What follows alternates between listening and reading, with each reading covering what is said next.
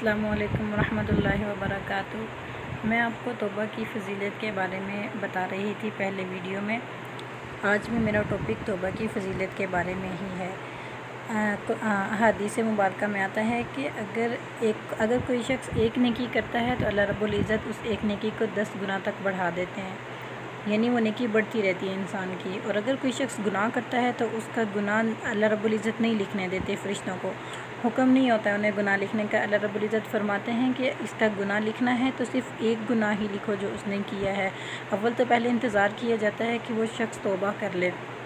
अल्लाह रब्बुल इज़्ज़त फ़रिश्तों से फरमाते हैं कि हो सकता है इसके दिल में तौबा का ख्याल आ जाए और ये तौबा कर ले और मैं माफ़ कर दूं, तो उसका गुनाह ना लिखो। लेकिन जब तक वो गुनाह कर लेता है और उसके बाद वो तौबा भी नहीं करता तो उसका सिर्फ़ एक गुनाह लिखा जाता है। तो अल्लाह रब्बुल इज़्ज़त की रहमत कितनी वसी है कि अल्लाह रब्बुल इज़्ज़त एक नेकी करने पर 10 गुना उसका सवाब बढ़ा देते हैं, और एक गुनाह करने पर अल्लाह रब्बुल इज़्ज़त इंतज़ार फरमाते हैं कि शायद मेरा बंदा तौबा कर ले और मैं उसकी तौबा कबूल कर लूँ और ये गुनाह उसका मिट जाए।